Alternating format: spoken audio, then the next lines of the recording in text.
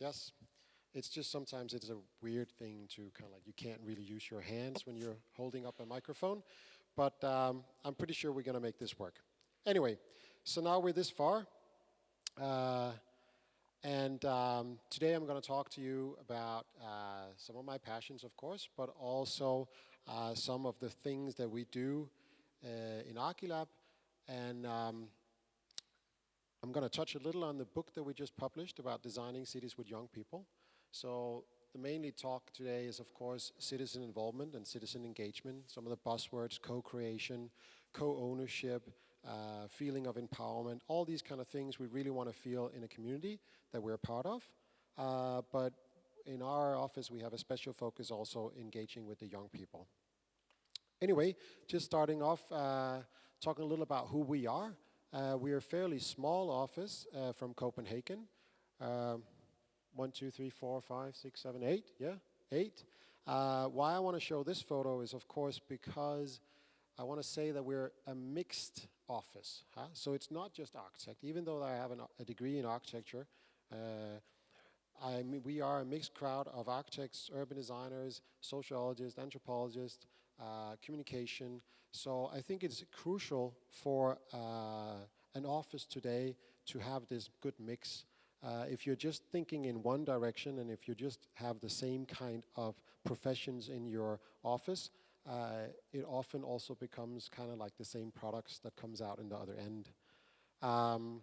Archilab is the name, and we're trying to be true to our name, meaning that Archi, the first bit, is of course architecture, and lab comes out of laboratory, right? So I think what we want to say with Archilab is that we are an office that keeps testing things. We twist them upside down, try different new ways, develop new tools, and simply steps a little outside of our circle of profession.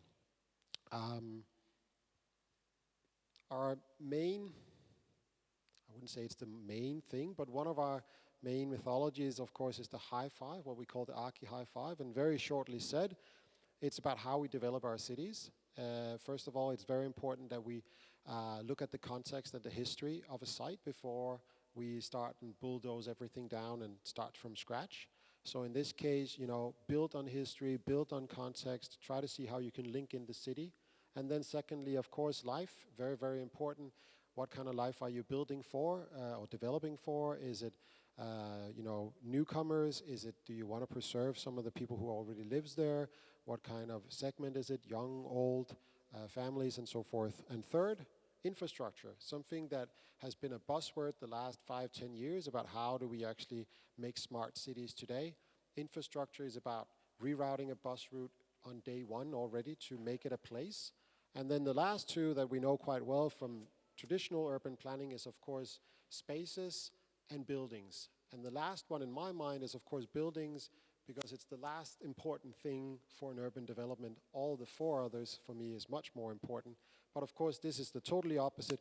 If I was a developer standing up here, I would say, let's go with the buildings first, and let me put all the money in there, and then I'm just hoping for the spaces in between the buildings kind of like would happen to be a decent scale of humans, and then I'll cross my fingers for life to emerge later on.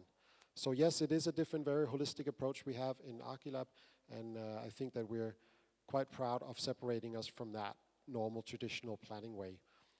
Just recently, this Friday, I was invited in at the Foro de la Cultura in Bourges, where I talked very much about how we, in many of our projects, are positioning ourselves into the school system, educational system. So it's not just middle school and high school, but also universities, colleges, and so forth.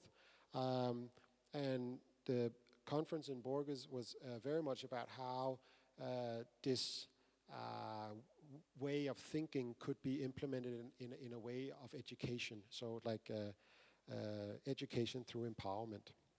But that's, of course, the very simple reason of this is, of course, also to educate the young people to be critical minds in the future urban design setting, or just in the future urban development setting, and give them new ways of thinking. The classical school courses in more realistic ways. So we could work with math in a different way, or social science and so forth. But I'm not going to touch so much about that today, but it's more like saying that's half the reason why I'm down here. I think I want to start off saying that we have such a huge potential. It's not meant to be read. I mean, it might be a little pixelated, so don't worry, I'll tell you what's there. But the slide is simply there for me to remember what it is that I want to say to you, right? And I want to say that we have a huge potential in our cities, cultural, social, and so forth, but we are also lacking to use those resources. We have to be extremely careful that we're not dropping it all on the floor, and we really want to make sure that we're not ending up like this. And this, in the corner I said so far and yet so close, this is from Mexico. And of course it has nothing to do with Spain or Denmark or Germany or England or whatever. But still it do, because it talks about a society where we are, we always talk about sustainability, but we always talk about financial or economic sustainability, we talk about environmental sustainability. But there is, of course, the third leg that talks about social sustainability. And I think that's one of the classics, is that to make it a good city, we need to make it sustainable social-wise also. And what's right around the corner, like this image shows, is that this simply some of these challenges that we're facing about segregation, polarization, and so forth in our cities. It is quite interesting to see, and I'm putting up the moose here, and I've been saying that story a couple of times today. It is quite interesting to know that we actually know more about the moose's whereabouts in the northern Sweden than we actually know about how either young people or people in general are using our cities. Of course, we are getting, we're really picking up the stick and really trying to learn more and more, and we are doing a huge efforts in many municipalities across the world. But still, we know more about how the whereabouts of a moose in northern Sweden. And that's a little scary. I think we need to focus much more on people and when we develop our cities. And, a classical reference is that we have a minister of transportation, but we don't really have a minister of people, or so we're counting cars and trucks and trains, but we're forgetting about figuring out where do people actually move around, how do they live, and so forth. So this risk of segregation and, of course, also poverty and exclusion for young people in particular, I just pulled a couple of percentage or some stats from as a European survey. And what's quite interesting, of course, here is, and this is not something to brag about, but it's quite interesting to look at, is that, of course, Europe has around every third have this risk, of young people have this risk. But of course in Spain, and I know you guys you've been hit quite hard after the crisis, and Copenhagen or Denmark in general have a quite low percentage here. And this is a little important for us to notice, or to see that we want to make sure that we make the change now, so these numbers also can change. And that's about involvement, that's about empowerment of the people, and making cities together and designing cities with people. So I said some of the challenges we're facing today, polarization, inequality, and exclusion. And I want to just talk a little briefly about how we work. And there's kind of like two, or like how we tackle these problems. There's kind of like two legs to it. There is the left leg up there, the top-down approach, and there's the right leg, the bottom-up approach. And I think that we know both of these type of ways of working, and often as a municipality person, we often know the top-down and the hierarchy that comes with that. And for many of the grassroots people, we know the bottom-up, and I think that the bottom-up, it's not necessarily always the only solution to making good cities, but it's definitely a way or an approach that has gained a lot of footage within the last 10, 15 years. But I think how we work is that it's all about education in some sort of way. Like I talked about before, educating people to be critical minds. In the top-down approach, it's about being able to translate some of these wishes, and in the bottom-up, it's simply about harvesting some of these approaches, or harvesting some of these ideas that comes out of engagement with the citizens. So how we work, we define it with 4 Ds, and I promise there's going to be lots of photos also later on. So I'm speeding over a little on this first bit, but said in 4 words, we use the 4 Ds as our way of working. So we define, discover, develop, and design. And I think the classical part here is that if it was a normal setting, you would jump from 1 to 4 straight away, or from going from 1 directly to 4. And I think that what we have in here between the discover and the develop phase, the 2 and 3 are super important to make sure that number 4 is working out. So define, of course, is the classical analysis that we know, that the setting up the framework, understanding the scope of the work, and so forth. But then the discover is simply for us to go and engage with people, not just the classical engagement that we know from what we call public hearing. Basically, it also comes out of the word public hearing, is that you present a project and then you hear what people say to it or about it, and then you might adjust it if you have time, or else you kind of like push it through the system. No, in this case here, we discover, we harvest, we create workshops together, and we create citizen involvement, either with young people or with old people, or every segment. And then we develop. That means that we translate and we harvest all that data that we get from this discovery phase, and then we can design. And I think it's a crucial, important to say that we are not afraid of actually going back and forth between the phases here, because even though that you are ending up with a product in the end, it's also important to make sure that you heard right. Was this actually what we heard? Was this actually right, what you said, and so forth. So moving into some of our tools that we're using to do citizen engagement is we developed, among others, I'm just going to take you through a couple, is the Archi Toolbox. So it's a box of method cards, and imagine a little like when you buy school books for your kids in school.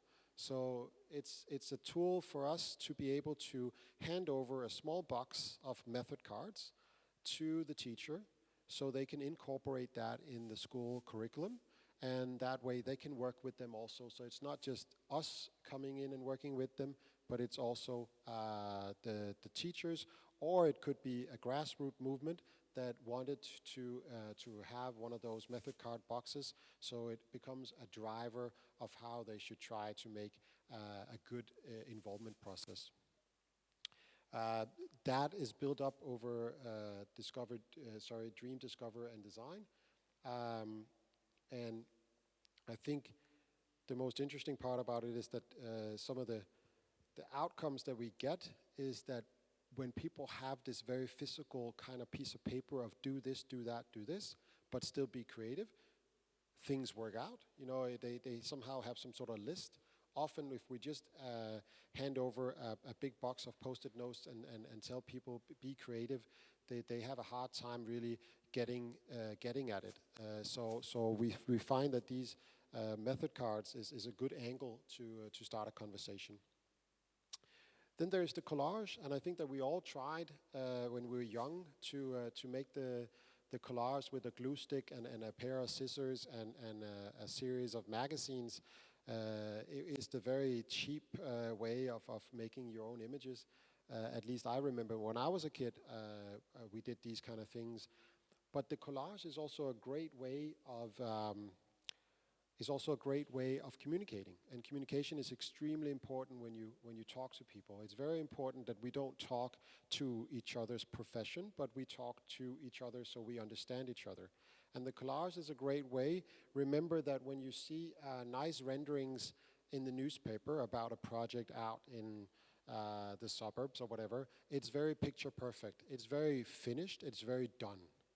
But when you make a collage, you allow people to dream on into it. It's not finished. You know, an urban development is not going to take overnight.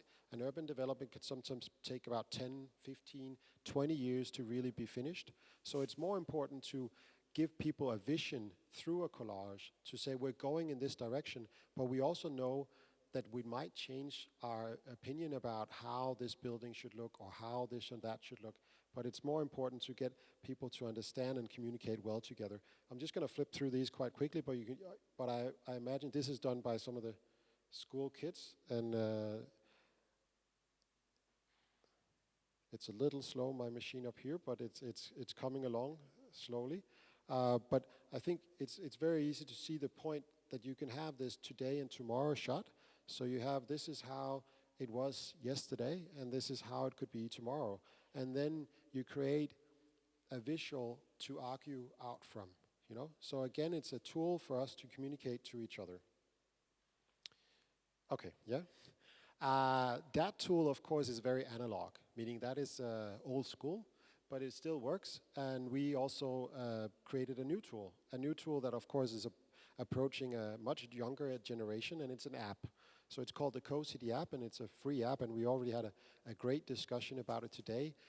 It's semi-open source, meaning that it's free, yes, but it's not really open source in the way that we haven't shared the code yet, or the program yet, but I think after the talk we had today, it makes a lot of sense to do that too. What we mainly want to do with the app is, of course, that we want to share awareness of spaces among people.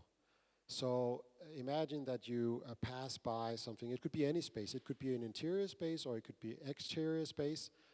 You're passing by an empty lot, or you're passing by a small corner shop, or an area, or you're sitting in a lecture hall that comes to be very appealing to you. What you can do, you can take a photo, and then it works just like the old collage. So you can pull in cutouts, and you can actually collage your way to an image, and then from there, it's basically like Facebook. You upload it to a website, and people can you can vote on it and like it. And the interesting part about this is, of course, that when people start to like, you know, if you suddenly get like 100 likes or 200 likes, then it's a resource for not just the municipality or the government, but it could also be a resource for other people, like from the community, that could tap in and see what are other people thinking about, you know, right now, and sharing ideas and thoughts, and it could also be a way to figure out, are we doing the right things? You know, if I was a member of the municipality, I might be tapping in and seeing, wow, I was actually working on getting this done, but it seems like there's a lot of people that really finds a huge interest in this thing. And it's not like a wishing list, so you just say, okay, I'm going to take that, I'm going to make that happen. But it could be definitely worth taking and putting that topic on the agenda. So that's the tool. See if it. So very, very simply said. Another tool that we use, and we definitely seen a lot of that in Spain too, and I'm very happy to see that, is of course the prototyping. I normally say that a Nike would never put a shoe on the market before they put it through a focus group. They wouldn't push the button and make a billion pair in Taiwan before they figured out if the shoe is right. And it's of course the same thing with urban design. We have a tendency of testing things out in many different professions, like pharmaceutical testing out pills before it's on the market, car manufacturers testing out cars before it's on the market, but urban design is not tested at all, right? You know, something that we actually put our kids out in, and something that we often have to get used to for the next 15 or 100 years. That's generally how we look at urban design. So we need to test more in urban design, and I'm so happy to see that you also are doing that here. Of course, the way that we prototype is very important, is of course the scale, that it's about getting a sense of scale. Again, finding a common language for us to communicate, so we can communicate. Doesn't matter if you're a nurse or a police officer or an architect or whatever, we have some sort of common platform, common language. And the whole thing about understanding thing in one-to-one has a big impact on all of us. And it doesn't have to be fancy materials. It could be Coca-Cola crates. It could be, you know, panels that are designed especially for that. But there's a lot of potential here. These examples are very much for temporary, very short temporary installations. So that could be, for example, asking a group of designing young or new urban furniture for the city. But there is, of course, also, you can create more longer standing temporary installations that may have to be up for a 2 month or 3 month or half a year. And they would, of course, have a different view. I mean, they would look a little different, right? They would be screwed together a little better and maybe also have a higher quality. But this is mainly just to test out really quickly about scale and mass and ideas. And then this bit, and I think I want to try to see if I can do what, yeah. And anyway, the great part is that now there's not any music on because we converted it to the other screen here. But it's the game Akinopoly. And Akinopoly is a board game, and I think I said this now 3 times today, but it still makes it quite true. Normally when we look at a game on the side, it normally always says can be played from year 3 to year 89. So it's something that everybody can participate in.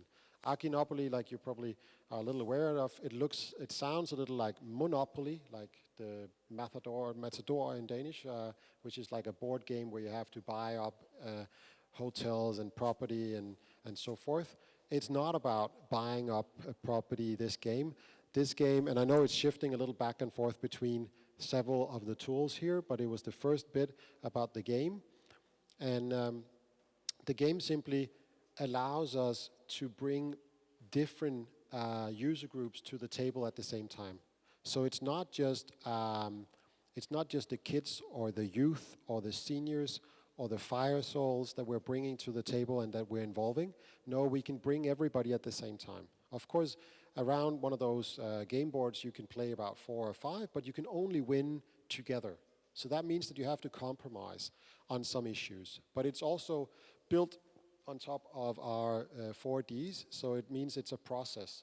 So it goes from the analysis phase, like the define and discover, develop, and design. And that is, of course, the emphasis here is that when you are different people coming to the table, you are also bringing different agendas with you to the table. That means that you have you represents different opinions, but when you can see some of these images here. This is from Marseille. This is, you see there's a big mix of young and old. Here you see the dices. The dices, there is many layers in this game. There is a game that we did, a light version that takes 15 minutes to play that we use for festivals. And there is, of course, the game that could take up to 2 hours to play. Let's see if I can get this back on the track. Am I doing this right? Could you get it back on the PDF? Yeah. But the thing about the dices here is that the dice. Thanks very much. The dices are the classical red, green, and yellow. And there we go. You see a picture of it here. First of all, it's site-specific, so it's the image in the middle is from the site that you're working on. That could be, of course, mega scale. It could be a whole city. It could be part of a city. It could be micro scale, so it could also just be a classroom or an auditorium. It could also be a square. But the dice then, you get points for actually putting a dice on the board. And the red dice, of course, are identifying problems. So you start off together by actually identifying problems, and you're getting points. You're actually being celebrated for pointing out some of the flaws or some of the flaws that you think are missing, right? And the point is that here, everybody is allowed to put dices on because you get points every time you put dices on. So it's not about who yelled the loudest in the crowd. It's simply about getting everybody at the table to put dices on and identifying problems. And then, of course, slowly through the game, through the process, it's about how together you can move them from red to yellow to opportunities and from yellow to green to solutions. And it has to end up with a game where every dice is green and you solved everything. No, it's also a celebration to still disagree on some stuff. But it's, of course, a way to make people communicate. It's a way to make people aware of each other's wishes and needs without actually picking a fight. And this game, like I said, can be played with many different segments and user groups and age groups, cultural backgrounds. It's a game. When it's a game, we have a feeling that it's not so serious, so it's okay to play along. It's okay to make mistakes. You don't have to be perfect. It's not like writing something where you feel you really have to commit to it, because it's still a game, so that means that you're loosening up, and then your conversation and your communication line becomes much stronger. And we tested it out in many different projects, and right now it's actually being converted into a digital version for a university in Australia that picked it up and wanted to digitalize it. We do still, though, believe that the analog version probably is the strongest one, but it is something that we will find out down the road when we tested out the digital version more. Okay, so I think we gone through a lot of the, I would say, more technical stuff about the tools, but hopefully that also made a good inspiration for different types of tools that you could either pick up or develop yourself or take further. I'm going to show you a couple of project examples of engagement. This is a project called the School Plus, and it's a project that talks about areas in like suburban areas that are often one of the major problems they have in those areas is that the kids or the young people move to the city when they have to go to university or have to go to higher educational schools, and the small townships get kind of like abandoned, you know, and how do they actually create opportunity, or how can they brand themselves to be a place where the young people should come back to? So many of these communities is lacking this. They're growing older and older, and the young people are moving and migrating into the cities. And the School Plus project is about that one of the few things that still stays in the small townships, you know, because we're losing the supermarket. They go away to the big malls, the banks and the post office. All of those are gone. Everything is back on the computer or done online. But the schools will always stay, and the same thing with some of the sports facilities, like swim halls and clubs of some sort. So this project was about finding some sort of connector between the new city center, which was the city center was not the city hall anymore, because the city hall was gone. Either it was online or it was actually collided with the next door municipality. But here, doing projects, especially with the game here in the school, but also with the rest of the city. And then in a very democratic way, we took all that data and we translated that into different categories. A category could be like, these data was about strategies, these data was about urban intervenience, or these data was about smaller projects.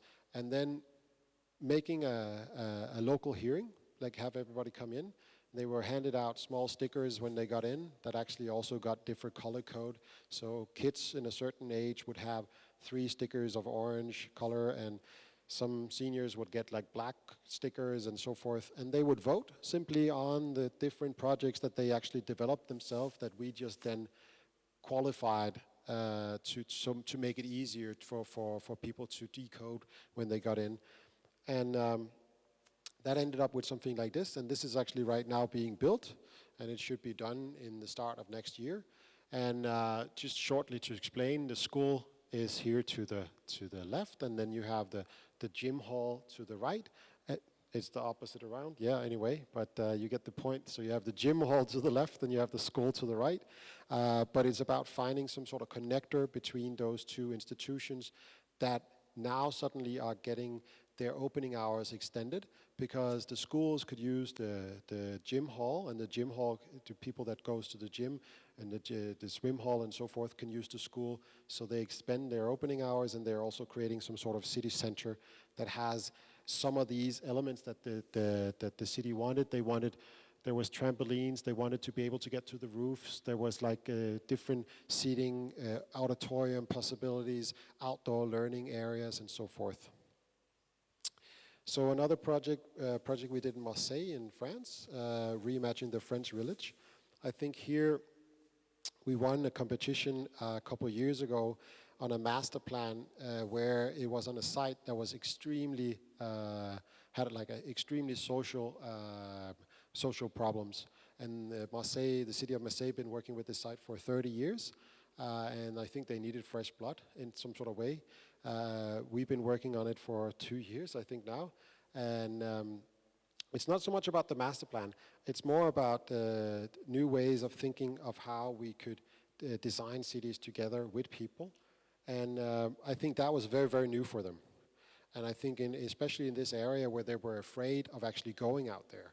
You know, they said that don't go out there. They're running around with guns and they're dealing drugs and all these kind of things. That we know that things like that are happening in some of our social hard social areas. But when you get out there and when you grab the community and you sit down with them, you know, they have so many great ideas and they're actually very, very proud about where they live. And I think when you can actually somehow co-design and create empowerment in that community, it becomes a very, very high success, and the bar, at least, for success, you raise that a lot. This is the classical way that they knew to do workshops, and of course, that was the new version would be like some of the tools that I took you through before. The funny story is that when we came down there, we've been there several times, of course, but they kept saying, let's play the game. And I said, well, can't play the game again and again. You know, we need to move on. We have several other tools to do. But it was just very fun to see that they've really picked up on this being a great tool to mediate between different groups and a great way also to activate people. Another project here is a new youth club. And this process was not just done with the young people, but it was also done with the community around the youth club. And you know, it's a great example of the 4 Ds with the define, develop, discover, develop, and design. Here it was something that was brought in already. And here is, of course, the prototyping together with them with these boxes. Super simple what they actually did with all these boxes, what they tested out. They tested out all these different options that the box could be used. They actually added themselves like reinforcements on some of them so you could skate on them. They put them up in different positions so they could either work as a soccer field or a soccer field sometimes, and other times it's not a quick changing, but other times it could work as a setting for a bonfire or so forth.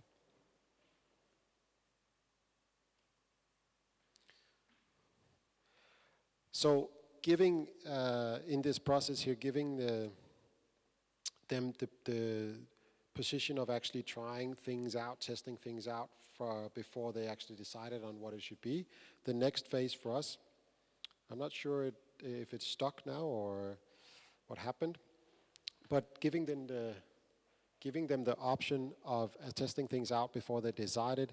Then the next phase of this project was, of course, to go in and make an even thorough discover and develop phase where they came in with their suggestions on different elements for this garden space, and we then took them much of these elements, we qualified those, and those are now put into a proposal for the municipality.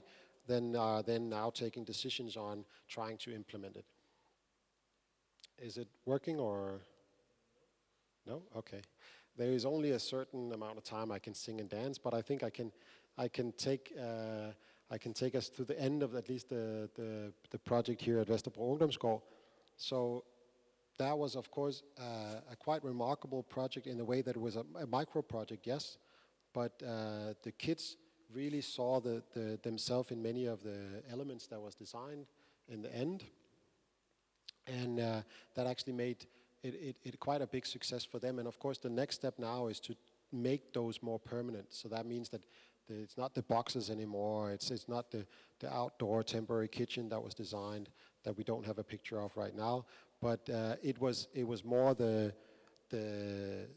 phases they were through, and they could see suddenly what they needed and what they maybe didn't need that much.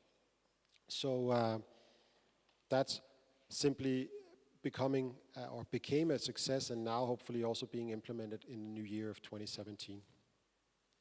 I think while we're getting the technical stuff up and running, I would love to show you one more project at least, but maybe we could have some reflections or comments from you guys. Huh?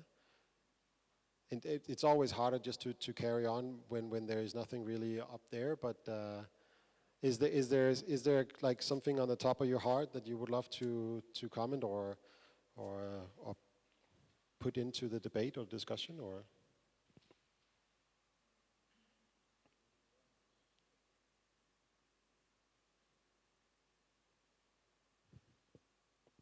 I mean, it's getting back. Fair enough. I mean, some of the reflections I did doing today of some of the meetings we had today with Intermedia and Medialab and the city and so forth is that some of the concerns about doing citizen involvement, because you're either afraid of being drowned in people's wishing list about what to do and what they would like to do or have done, but also some of the questions about how to do it. How are you actually able to open up for this discussion with the people, and how do you actually make sure you somehow enroll the right people? I don't know if there's any wrong people, but at least you enroll as many people as possible. And so that's some of the topics we've been discussing doing today is simply how can you make sure that you cover as many as possible, and then you can engage in different ways. I gave you some examples here on how to engage, so I gave you some tools on how to engage, but maybe any reflections on some of the tools that could work for you? Yeah. When you plan this, how does it go in terms of time? I mean, sometimes people are desperate to get solution to these problems. Like the case of Marseille, you probably have a lot of social problems there. How do you handle that? I mean, like people want things like right now. And so how do you handle that through the tools?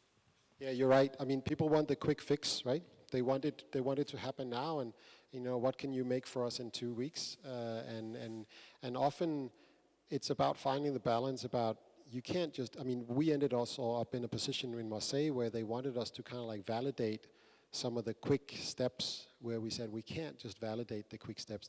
Things takes time, and there is a trust that needs to be established. But you're also right, time-wise, it's very important to be transparent in the timeline. Because yes, maybe let's say the city only have 2 weeks. Then it's about acknowledging the 2 weeks, what can we do in 2 weeks? And then it's very important to be transparent to the people that you involve, that this is the time we have, this is what we're aiming for as an outcome, so that you show them some sort of respect. So the worst thing that can happen is that if you don't inform them or tell them about either the outcome that you would like to, or you tell them about the timeline, what's the idea about this? Is it going to happen in 2 years' time from now, or is it never going to happen, or are you just playing with me? And I think that so in that matter, there isn't a correct answer on what's the perfect timeline for a project. I think that the correct answer, or in my mind, the answer to that question would be that you need to be very transparent about the time that you have. And then I think a lot of people will still be picking up and saying, well, we still want to engage with you and we still want to be involved, even though that your timeline is quite tight, because it is an opportunity for their voice to be heard, I think. Yeah. You guys can ask questions in Spanish too, because I got one of these fancy devices here, so I can get it translated. It's back up. Perfect. Yes, so this is quickly back to the Vestre Ungdomsgård. Here you see again the stickers, right, in the different colors, the very democratic form of engaging. Here you see some of the results. These were some of their temporary installations that they did together with us. So it's actually the kids that's been drilling and screwing and hammering, and they made these 3 installations out there. And now I'm just speeding up a little, so I'm going to skip, and I'm hoping I can skip this without messing it up. I want to say one last project, because I think we're running out of time. This is a project about a sustainable learning space in a high school, but the last project I want to finish off with, that I hope is coming up in a second. It's a project that's done, that's actually right now being implemented, and it's a project that's started off with us working with a local school. I think it's back unfrozen again. But I'll try to tell the story without the slides then. The story is that we did a lot of engagement with this school. It was funded by the Danish Art Foundation. Here we go, it's just a little slow. That one, Blågård Skole, yeah. So it's about co-creation. And we did this engagement with the school, and we harvested a lot of data. And it's not so much about the projects that we did, about the perfect classroom and what is learning space and all these kind of things, and empowerment of the students. What I want to skip to the final part is the master plan that has now been drawn up. We teamed up with a landscape office and engineering consultant office, and we competed in this huge competition that we won for this area, and I'm hoping that the site plan is going to be on the screen in a second. This was all the first engagement part, so we did harvest a lot of data from all of this, and we even have the mayor out. Again, it's about showing people the respect of actually coming out and saying this is great that you actually did this, so it's not just so they can see that there is an idea behind what they did. Here we go. Yeah. So finishing off with this, the site plan here looks quite nice from a graphic point of view, but I think that it had 2 main things. The one main thing was, of course, how we in Copenhagen deal with water, and you can see, if I can go back and forth here, so you see this is one of the major issues that we have in Copenhagen right now is these cloud bursts. So about how can some of our green surface or green pockets consume and work with the water instead of having lots of this gray space where we have to overload our sewage systems and so forth. That's not the story I want to tell. That was the sidekick, but it was one of the major legs in, of course, this competition. What I instead want to say is that around this park that our competition was about, we had these institutions. We had 2 schools and a high school. And this is one of the schools, Blågård School, the school that we engaged with before. What we got in the competition was that we pushed through for leaving empty white space. It's very, very hard to win a competition where you actually put white space in. But the white space was meant to be a way of down the line creating areas together with the community. So it was a very new way of thinking, at least that's what the jury said. We felt it made a lot of sense to actually keep these blank space open for the process. So all of these institutions will have a space that they will have to co-design. And already now they're doing fab labs out there that might evolve around biology or stuff like that. So they're conquering some of that space and they're being co-designers of it. Yeah. And hopefully in the future it will look something like that.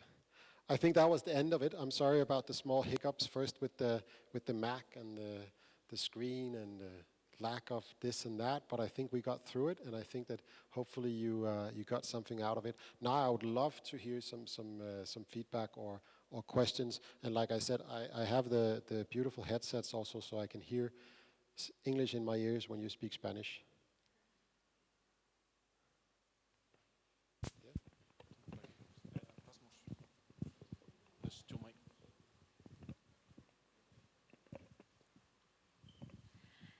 Yes, I can talk in English, but I prefer to do the question in Spanish. Yes, please.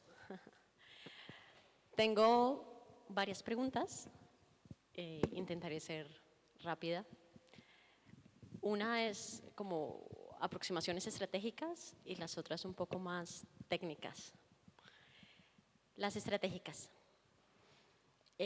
Vosotros habéis trabajado en diferentes países latinos. Bueno, yo cuento a los franceses como franco-latinos, no escandinavos. Yo soy de origen colombiano, vivo en España hace 16 años.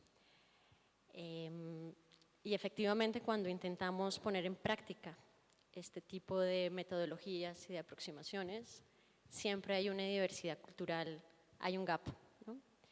Los escandinavos tienden a ser mucho más asociativos. España hace unos años era uno de los países que más donaba a organizaciones no lucrativas. La donación es un acto individual, no asociativo. Yo puedo donar a cualquier ONG sin necesidad de asociarme con mi vecino. Sin embargo, los escandinavos y los daneses, las asociaciones y el cooperativismo viene de ahí, ¿no? Y cuando uno intenta implementar este tipo de metodologías, mi pregunta va a, uno, ¿qué diferencias has encontrado y cómo las solventan? Y dos, en los países latinos, ¿cómo podríamos solventar esas habilidades blandas de empatía, asociarse y ese tipo de cosas que son necesarias para trabajar? Entonces, esa es como la pregunta genérica a nivel estratégico. ¿Te las cuento todas o voy una por una? All of them at the same time. Yeah? Okay. Esa es una. O sea, como hablabas también un poco de bajo el concepto de diferencias culturales, cuando contaba las herramientas que utilizan, cómo entre menos instrucciones se dan, hay mayor creatividad. Sin embargo, cuando uno intenta trabajar aquí, porque estamos acostumbrados a ello, si tú no das instrucciones súper claras y súper puntuales, la gente se pierde, ¿no? O no estamos acostumbrados a trabajar en el caos, que es parte de la metodología, la gente se angustia con mucha facilidad. Entonces, si ustedes han experimentado ese tipo de situaciones y cómo las han solventado, ¿no? O sea, cómo manejar ese tipo cultural. Y la otra es, un segundo, perdón. Maybe I should answer that Okay. question, because I'll have to remember all the things here. To answer the last one first, we definitely encountered that people got frustrated about not knowing what to do or how to do it and so forth. I mean, we're not born creative, but we definitely have a lot of ideas, and we all use the city, so we all have opinions about the city and how it should be used and so forth, which are all right opinions, right? But I think that the method cards that I talked a little about is probably the best solution on how to structure a creative process. So you talked about the dream, discover, and design. So it's a process, a classical architecture process about how you can steer a creative process or mindset. And I think that the method cards that we develop now, and that of course are not just generic, we have to alter and change them so they fit the setting. There is a big difference of working in Norway and in Marseille.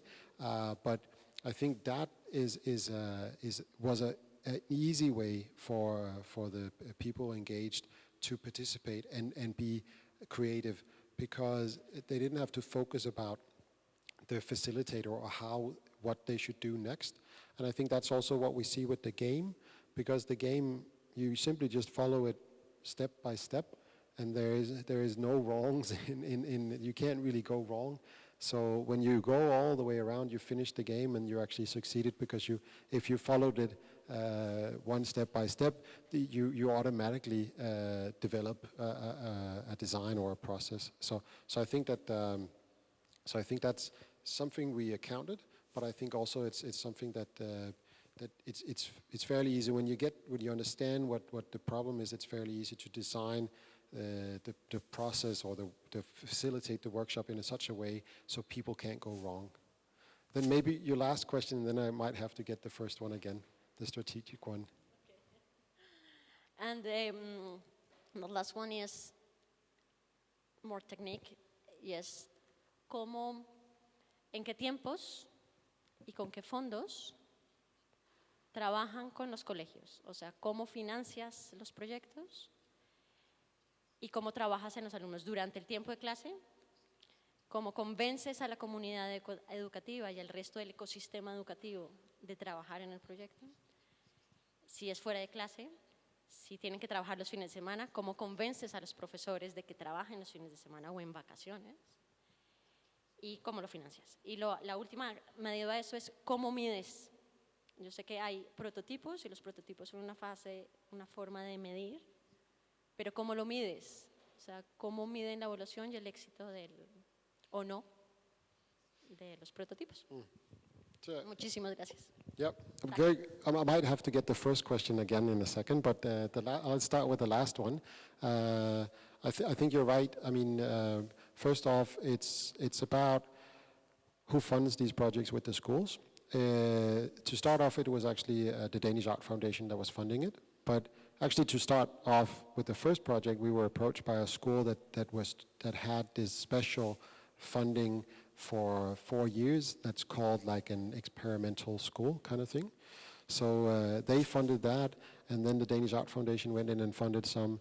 And then when they ran out of that being that special school, they actually started to fund it themselves. So they found the money on their own budget, which is pretty tough for a public school, but they saw the benefits of it. So the first school we started with about 4 years ago was now still our client, and we've been doing many different projects with them.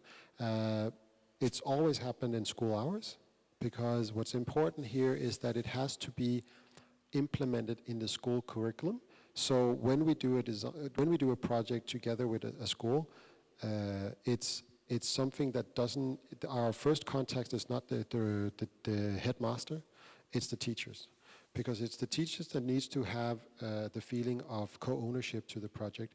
So we also design it together with the teacher. Sometimes it's a math, biology, and a Danish teacher that's assigned to this. And then the project are being shaped around those classes, those kind of courses. So it has something to do with math, something to do with biology, and so forth. All aspects of a project can be turned around. So it could be about sustainability, and suddenly it could be something about biology. It could be social science, and it could be something about how it implements itself in society, and so forth.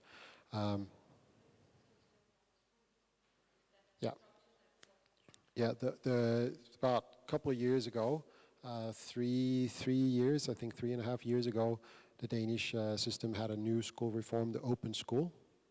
It's called the open school, and the idea about that was that you wanted to integrate more professionals from the outside of the school system into the schools, not to bring some of the real world into the schools, so suddenly the kids could see the relationship for why they should learn math, percentage calculation in math. What is the purpose of this? Well, the purpose is that if you want to be an architect, you need to be able to calculate floor ratio or so forth. So that kind of like came out of that open school reform. But I think that what we found out is that when you can put it into the teacher's mind also, and allow those to be co-creators of the project, they also somehow it becomes much stronger success, and they don't have to run faster. So it's not an extra project that you're adding on to them. It's a project that fits into the school system, yeah? And it's tailor-made with the ones that are assigned to it. Did I cover all on the last question there? I don't know. But then the first question, the strategic question, could you just repeat that? Yeah.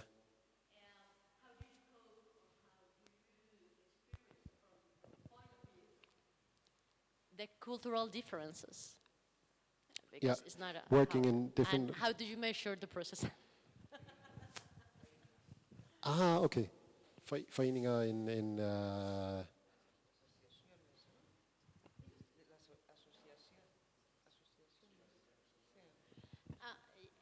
Sí, efectivamente es cómo, how do you,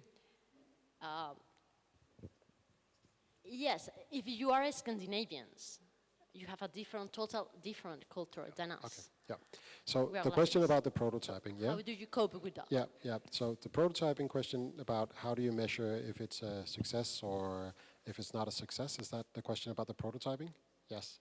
And the prototyping is often a tool to communicate about space or spatial elements in space.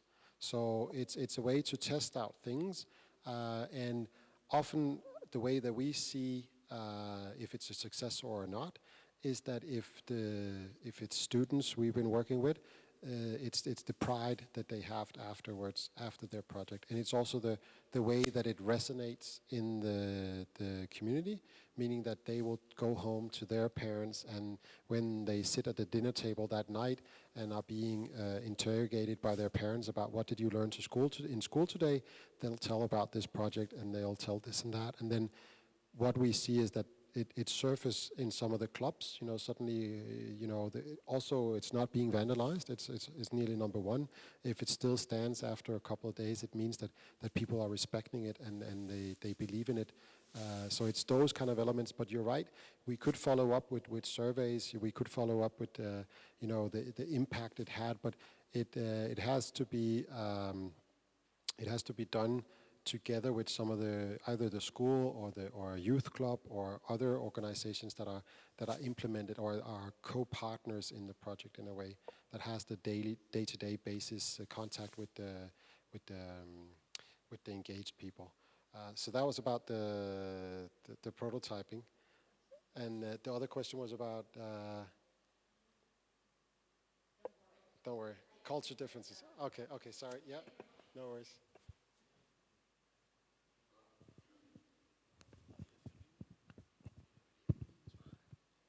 Nada, gracias por la charla, porque me ha hecho pensar en cómo, a partir de lo que has contado, me ha hecho pensar en cómo podemos aproximarnos a procesos de participación urbana con adultos. Y entonces hay dos aspectos que me han interesado especialmente. Uno es esta manera de trabajar con el futuro, con las visiones del futuro, porque en muchas ocasiones en el trabajo con adultos lo que se trabaja son los diagnósticos del presente, ¿no? Cuáles son los problemas, qué intereses tenéis, a pesar de que lo que está en juego es el diseño del futuro de la ciudad, uno se queda anclado en el presente. Y entonces, ¿cómo podemos trabajar con el futuro? Porque el futuro tiene muchas expresiones distintas, ¿no? Me parece especialmente relevante. Y la otra cuestión es esta de trabajar con herramientas. En lugar de, nuevamente, el trabajo con adultos, en muchas ocasiones está centrado en espacios de deliberación, ¿no? Nos juntamos a discutir, pero el trabajo con herramientas, que son unas tecnologías muy sencillas a veces, permite interpelar a otras personas, interpelar otras habilidades, y entonces me parece muy interesante estos dos aspectos, ¿no? Y me pregunto en qué medida en parte ha respondido a la pregunta, es en qué medida estas metodologías se pueden trasladar para trabajar con adultos. Cuando has hablado del proyecto en Francia, pues ya estabas, bueno, has contado que en parte funcionan, ¿no? Y me pregunto también, y no querría ser malinterpretado, si los procesos participativos con jóvenes y con niños son un banco experimental para producir metodologías para adultos. Y la otra pregunta es si documentáis vuestras metodologías y cómo las documentáis. Porque antes has hablado de la aplicación de móvil, que ibais a colgar el código, hacerlo open source. Y me pregunto si es posible hacer lo mismo y de qué manera con metodologías, con tecnologías sociales, no con códigos, sino con tecnologías sociales, ¿no?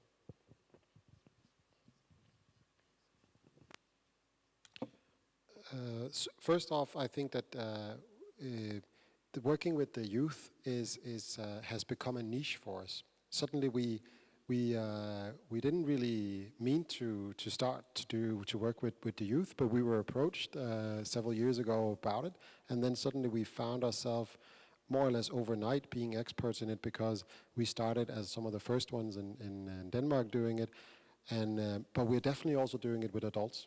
So even though that I showed you a lot of images of kids and so forth, a lot of these tools are being used on adults. In Marseille, for example, it was more or less all adults we used the tools on, and I think that the success rate with the tools for adults is just as good. We need some sort of a guideline for us to when we facilitate workshops. What we found out and why we started to develop all these different tools was because when we did workshops, we couldn't facilitate that many people at one go.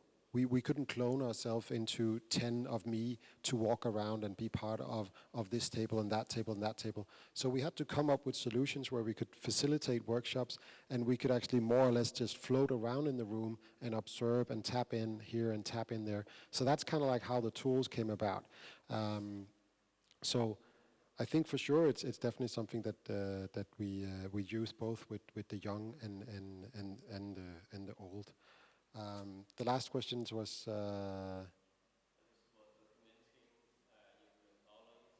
yeah. How we document, I mean, it's also something that we, it's a floating thing. We develop all the time new ways of trying to document. I mean, most of the stuff is when it's a municipality that hires us on for these projects, there will be some sort of report afterwards.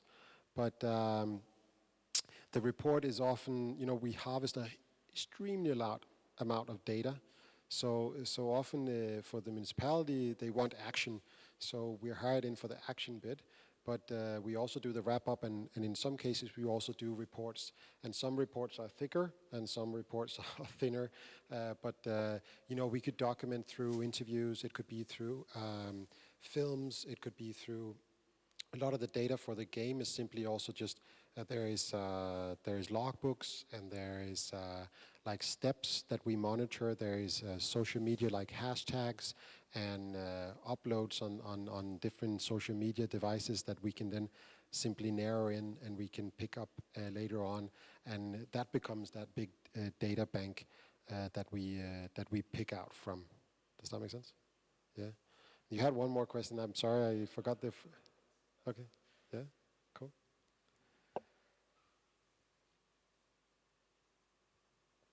Maybe I should ask you, Jeanette, did I forget something? Huh? I had the luxury of actually having my partner with me also. She flew in on Friday, so we had the weekend together in Madrid, which is always nice. We had not so good weather on Saturday, but really, really nice weather on Sunday. So, it's always nice to. Is there some elements that you, from your chair?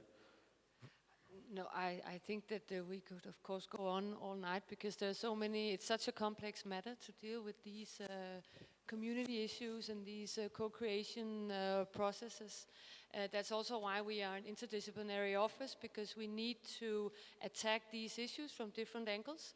We as architects are not trained to deal with people. We are trained to be masters of masterpieces or master plans. So for us it's also a new way of developing our profession and asking those questions of what is our role? What is the role of the architects? I mean, why are we not working more closely together with the community and understanding their needs and their everyday life in order to do the design, the final design?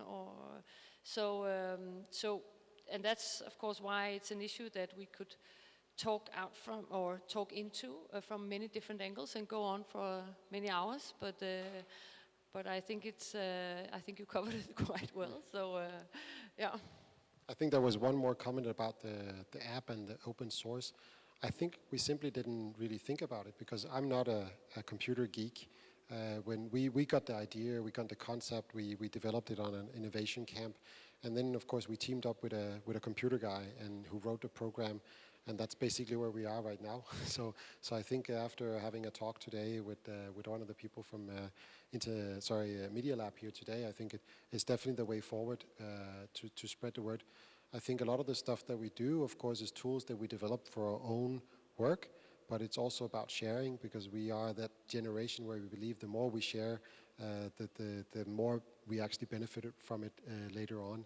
So we would rather be engaged in the first phase And then we really encourage for a local anchor. I think we would never take up a job, like I said, we worked around the globe, but it's always with a local anchor, because there is a totally different thing about you. You can't just fly in as a rock star and say, do this, do that, and then fly out again. You need to have it very locally anchored. And also because of the trust. You can't just gain trust if you fly in. You need to have people that are living there and working there. And in Marseille, to use that project, there was a big trust issue. And somehow most of them said, well, we've been working on this site for 30 years. How can you change anything? You look very young, you know. Do you have any power in what you say? And how are you going about this? And of course, I had to say again and again, no, you're right. I mean, I'm not the mayor. But what I am is a chance for you to have your voice heard into the mayor's office, because he hired me on to work with you guys. So I think it's always about coming back to that whole democratic point of view, about that if you vote, you have a chance to have an influence in the democracy. If you don't vote, meaning that if you're keeping your voice for yourself, the chance is lost. And I think that's also maybe what's so crucial when you work with the young people, is that you can make these new citizens more critical about how we see our urban space. And I think, I don't know if I mentioned it before, but we had the discussion about in Spain, that imagine that yes, it seems like your parliament or your government are moving every 4th year, then you're changing to another party, and that's why every time a new party is in power, they want to make an impact straight away, because they're afraid of after 4 years down the road that they will lose the vote, and then suddenly the other government will kind of like completely disagree and toss it away in the bin again. But if you look at it like you're educating the young population, they're gonna make it as a demand to have these citizen involvement processes.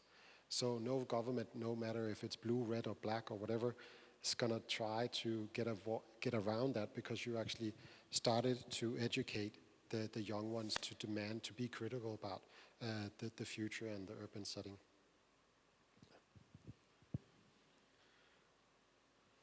Yeah?